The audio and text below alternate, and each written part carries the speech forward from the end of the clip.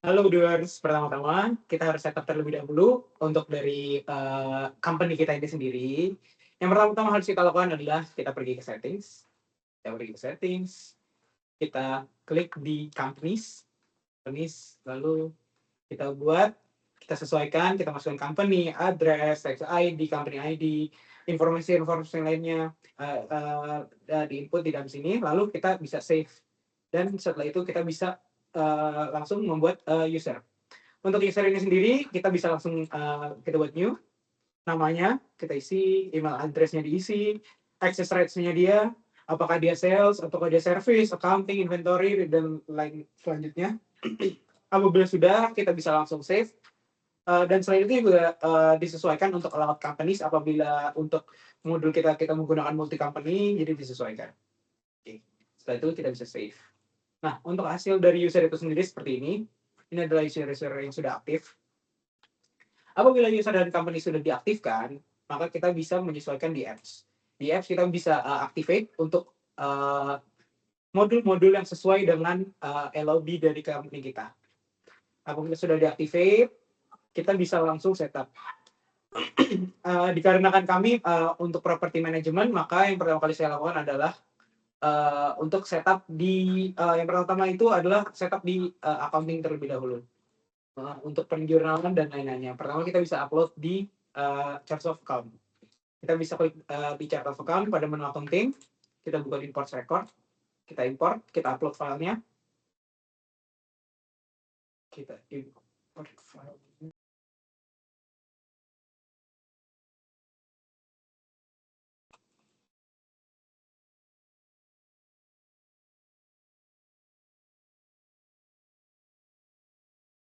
Kita tunggu sebentar ya Bapak Ibu, sambil Pak Abraham melakukan uploadnya, silakan Pak Abraham. Apabila kita sudah memilih filenya, kita bisa langsung load file.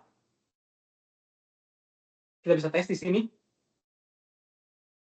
Nah, dikarenakan COA-nya sudah dimasukkan sebelumnya, maka akan ada seperti ini. Akan ada warning dari UDU sistemnya. Jadi dia akan mendetect apabila ada terjadinya suatu error ataupun ada accounts yang double. Apabila dia Unix, maka untuk code ini tidak akan muncul, maka nanti notifikasi yang akan muncul adalah everything seems fine. Nah, setelah itu kita bisa langsung import. Setelah import COA, kita bisa langsung ke journal. Di journal juga sama, kita bisa langsung import records. Import records, kita upload filenya, kita masukkan. Seperti tadi juga kita tes. Nah, apabila filenya sudah pernah kita upload sebelumnya, maka akan ada warning. Apabila tidak, kita bisa langsung import dan akan ada notifikasi bahwa data sudah valid. Gitu. Setelah adanya chart of account dan juga journal, kita juga perlu menyesuaikan pada bagian teks. Nah, pada bagian teks ini kita bisa langsung sama seperti tadi, kita bisa langsung import, kita upload filenya, kita sesuaikan. Kita juga bisa tes kembali.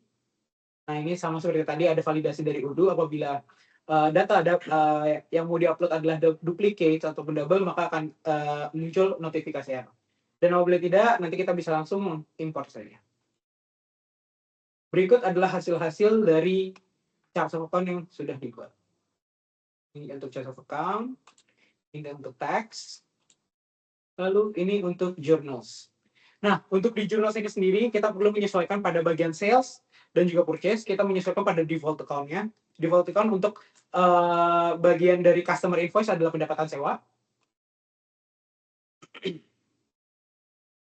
Lalu untuk vendor bills, kita memasukkannya ke beban langsung properti. Ini terkait untuk penjurnalan kita nanti. Apabila dari accounting sudah kita sesuaikan, maka kita bisa pergi ke property management kita. Nah, di sini pertama-tama kita buat properti apa yang kita punya. Contoh kita di sini Pit Tower, kita buat dia commercial, kita isi juga construction rate year-nya di tahun berapa, property tax-nya apa, lalu license number-nya, lalu responsibility person yang akan handle untuk properti ini siapa. Setelah itu kita juga bisa sesuaikan ya, ini apakah untuk sale, tenancy atau auction. Di area kami untuk rent, maka kita isi tenancy. Nah, kita juga bisa mengisi address-nya dengan latitude dan longitude untuk mendapatkan data lokasi yang akurat. setelah itu kita juga bisa memasukkan untuk floor yang akan kita sewakan. Nah, setelah data itu semua, kita juga bisa memasukkan measurement. Jadi seberapa besar dari properti kita ini, kita isi saja section di sini. Contoh ibaratkan dia lantai 1, lalu diisi length-nya berapa, width-nya berapa, height-nya berapa, dan area-nya berapa. Setelah itu maka hasilnya akan seperti ini. Dengan juga data measurement seperti ini. Nah, apabila adanya facility, kita bisa isi di sini fasilitasnya ada apa saja. Nanti bisa kita sesuaikan juga apabila ada add-on di kemudian waktu nanti. Setelah properti sudah selesai, dikarenakan kita bergerak pada bidang properti sewa ini, kita juga bisa menambahkan apabila kita mau memiliki juga memanage furniture yang ada di lantai kita. Kita buka dulu di bagian inventory, setelah itu kita ke products. Nah, di sini kita bisa memasukkan produk jenis apa saja untuk furniture kita yang mau kita siapkan untuk nanti kita sewakan juga bersama dengan salah satu lantai kita. Hanya contoh kalau ibaratkan dia produksinya furniture, maka kita hanya bisa untuk can be purchase dan tidak bisa kita jual gitu. Kita masukkan informasinya, berapa harganya, lalu juga kita masukkan vendornya dari mana. Nah, setelah seperti itu, maka produk akan seperti ini. Nah, di sini kita masukkan vendornya siapa, dan ada juga price. Halo, selamat malam. Di sini saya akan menjelaskan bagaimana cara untuk membuat live chat tambahan pada modul website Odoo. Pertama-tama kita install terlebih dahulu untuk live chat. Setelah kita install, kita bisa langsung ke settings. Kita klik di bagian website. Kita masukkan domainnya. Contoh di sini yang sudah buat. Kita tambahkan saja domain di sini. Domain ditambahkan. Lalu kita live chatnya kita centang juga dan pilih channel yang mau digunakan. Setelah itu kita buka website.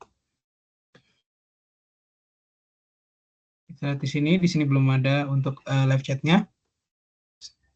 Kita buka ke live chat kita. Live chat. Nah, di sini kita bisa lihat untuk website live chat ada channelnya. Nah, nanti kita bisa buat lagi apabila kita mau membuat suatu website baru, kita buat channelnya lagi. Kita di sini juga ada visitorsnya, visitors dari website itu sendiri. Ada reportnya, ada session history, lalu ada juga session statistic, ada operator analysis, dan juga customer rating. Nah, untuk chatbot itu sendiri, di sini sudah terinput. Ini base-nya dari chatbotnya. Jadi dengan pertanyaan apa, nanti akan dia menjawab seperti apa. Nah, juga ada welcome bot. Welcome bot di sini dia bisa nanti bisa answer-nya bisa kita sesuaikan. Dan setelah answer tersebut nanti kita bisa tambahkan juga only if-nya menjadi apa. Seperti itu. Nah, sekarang kita buka untuk website-nya. Nah, berikut ini adalah untuk tampilan dari chatbot yang sudah kita buat tadi. Itu dia akan menjawab satu.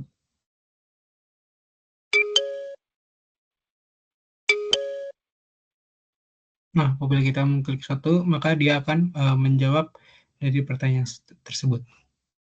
Sekian dari saya. Terima kasih.